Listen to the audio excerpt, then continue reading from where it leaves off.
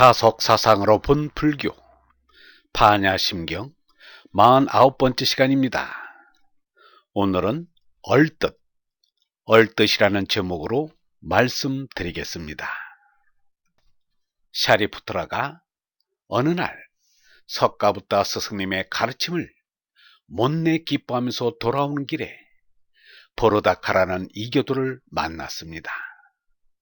그는 샤리푸트라에게 물었습니다.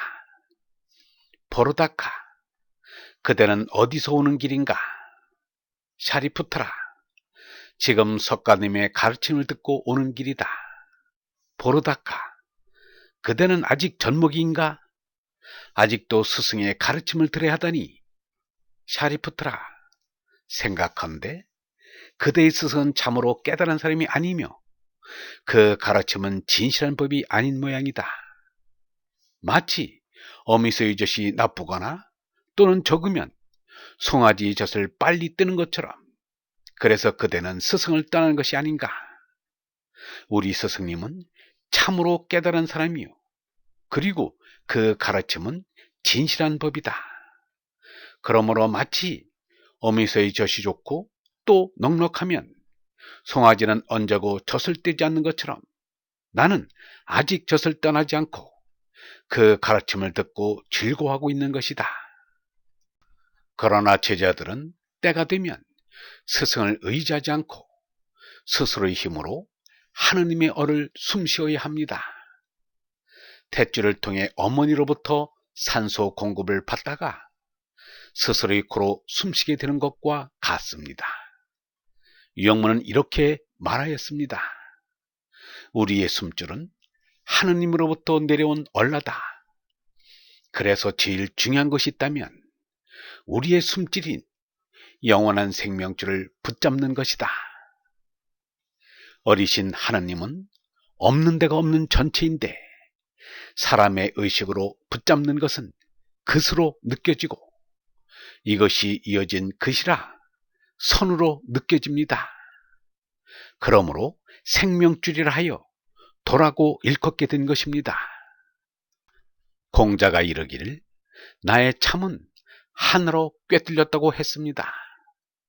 이 하나라는 것이 바로 태초부터 이어온 진리의 생명줄을 말합니다.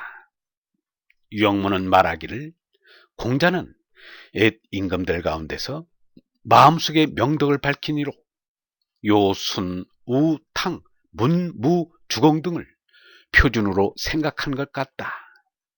이런 분을 본받아 자기 속의 명덕을 밝혀야 한다고 했습니다. 공자는 그들에게서 내려오는 진리의 생명줄을 자신도 밝혔다는 확신을 가지고 있었습니다.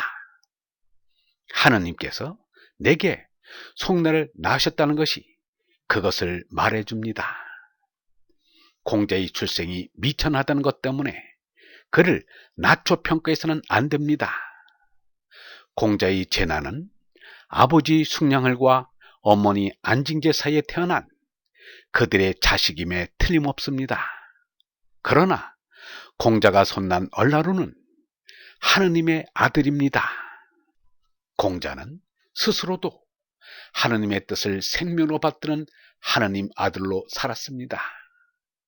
공자의 언행이 기록된 논어에 공자의 부모에 대한 얘기는 전혀 없습니다. 공자가 하느님 아들이라는 확신이 얼마나 뚜렷했는가는 다음에 말로도 알 수 있습니다. 문왕은 이미 돌아가 얼뜻이 여기에 있지 않다. 하느님께서 장차 이 얼뜻을 없애려 했다면 문왕의 뒤를 이은 이 사람에게 하느님의 얼뜻을 주지 아니했을 것이다. 하느님께서 이 얼뜻을 없애려 않는다면 광땅 사람들이 나를 어찌하랴 라고 했습니다. 공자는 이 역사를 하나님의 얼뜻을 잇는데 목적이 있는 것으로 믿었습니다.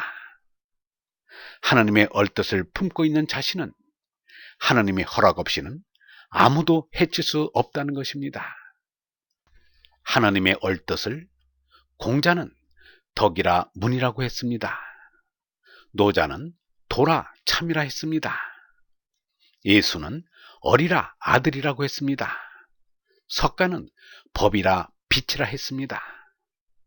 이것이 멸망의 사람들에게 주어진 영원한 생명입니다. 개인으로는 얼라를 깨닫고 못 깨닫는 것이 중대한 문제입니다. 멸망의 생명에서 영원한 생명으로 옮겨가는 것이기 때문입니다. 그러나 영원한 생명 얼라로 손나고 나면 개인인 재난은 아무런 의미가 없습니다. 얼라를 못 깨달은 많은 진화의 사람들과 함께 죽어서 멸망합니다. 그러므로 개인적인 성공이란 있을 수 없습니다. 오직 하느님 아버지의 뜻이 이루어질 뿐입니다. 유영모는 이렇게 말하였습니다. 이제 여기에 이 재난은 거짓된 생명이다. 참나가 아니다. 우리가 아는 지식이라는 것도 거짓된 것이다. 그러므로 한껏 찾아야 할 것은 오직 참이다.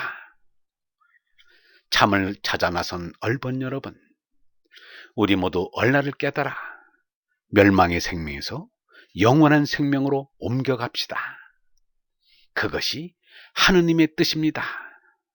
그것이 우리의 사명입니다. 그것이 우리의 참된 목적입니다.